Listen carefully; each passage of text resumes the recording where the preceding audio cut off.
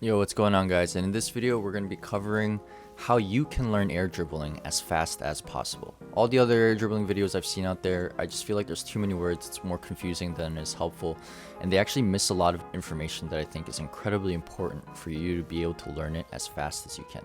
So let's get right into it.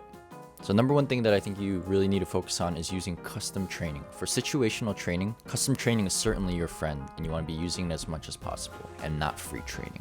This training pack that I've linked I think is the best one for you to use, so feel free to take a look at it. If you have Bacchus Mod, you can just press down on your D-pad to switch to the side, but in case you're a console user, I've added 2 shots, one for both sides of the field so that it can be helpful for you. The only thing that's important about it that I think a lot of the other training packs aren't doing is that it goes over the mid boost. You're probably at a rank where you kind of need the mid boost in order to go for the air dribble, because you probably only have 10 boost or whatever at this point in your setup. So it's best to path over the mid boost and just get used to this angle of air dribbling. So that's why I've created the training packs to be this way. Pick a side, you don't want to keep switching. Here, what you want to learn are the core fundamentals of air dribbling, not whether you can go off the wall on both sides of the field, right? The lob is incredibly important. You're trying to lob the ball on target towards the goal, right? It doesn't matter if it falls slightly short, you just want to lob it towards the goal. It's actually better for it to fall short than to go too far, hit the crossbar or something like that.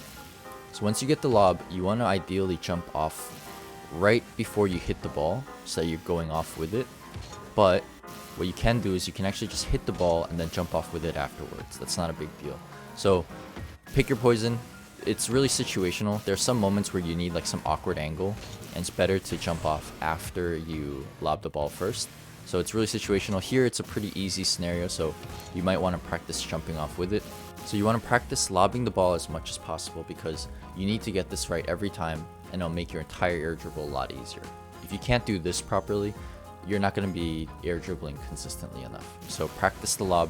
Just reset the training right away after this, because your goal is to get this down perfectly, right?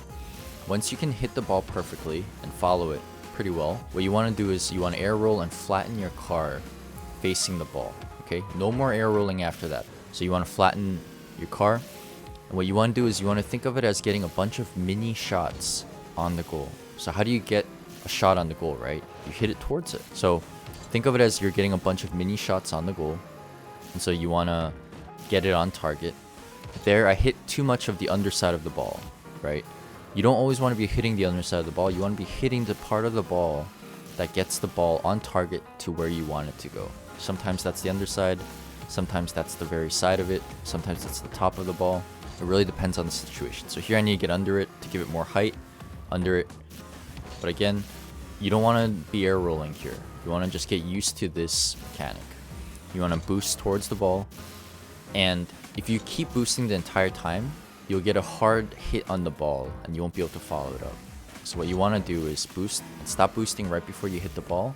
Stop boosting right before you hit the ball, and it'll allow you to get softer touches on the ball, giving you more control over where you can carry the ball, right? So this is called big touch air dribbling, or at least that's what I call it. And I think it's the first step to learning air dribbling, because you need to understand what happens to the ball depending on what touch you get, what corner you're using, and get used to these fundamentals, right? Once you get used to this, you want to start carrying it into the top half of the goal until you're probably at least champ 1, champ 2. It's not going to really matter how difficult or how tricky you're making your air dribble. So you just want to get it on target, and that's your primary goal. And finally, the most important step that you can do: subscribe to the channel.